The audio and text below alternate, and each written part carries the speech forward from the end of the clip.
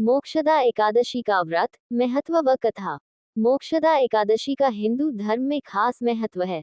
मान्यता है कि इस दिन व्रत करने से मनुष्य को मोक्ष की प्राप्ति होती है। प्रत्येक वर्ष मार्गशीर्ष मास के शुक्ल पक्ष की एकादशी तिथि को मोक्षदा एकादशी मनाई जाती है।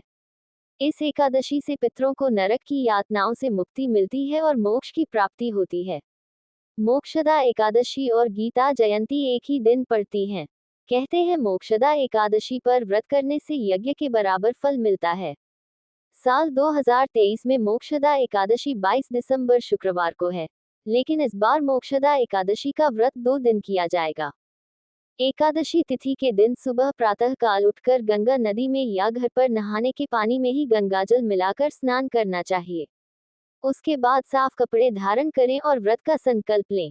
इसके बाद घर के मंदिर में जाकर भगवान विष्णु, माता लक्ष्मी और श्री कृष्ण के दामोदर स्वरूप का विधि विधान से पूजन करें। मोक्षदा एकादशी की कथा। पौराणिक कथा के अनुसार गोकुल नामक राज्य में वैखानस नामक एक राजा राज्य करता था। वह बहुत ही धार्मिक था। उसके राज्य की प्रजा बहुत सुखी थी। वह प्रजा जन का हितकारी राजा था। सभी वेदों के ज्ञानी उसके राज्य में निवास करते थे।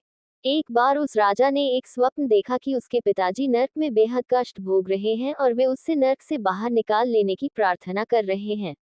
स्वप्न टूटने के बाद राजा बहुत विचलित हुआ। इसका क्या कारण है ये जानने और उसके निवारण हेतु उन्होंने सभी विद्वानों को बुलाया और इस स्वप्न के बारे में बताया। जब कोई कुछ नहीं बता सका तो उन्होंने राजा को पर्वत मुनि के आश्रम में जाने का सुझाव दिया, जो कि भूत, भविष्य व वर्तमान सभी कुछ देख सकते थे।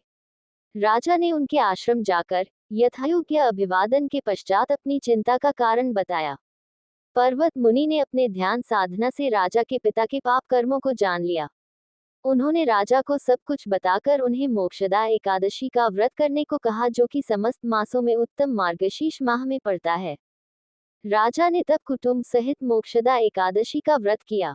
उससे प्राप्त पुण्य को पिताजी को सौंप दिया, जिससे उनको नरक से मुक्ति मिल गई। पिता ने प्रसन्न होकर राजा को ढेरों आशीर्वाद दिए।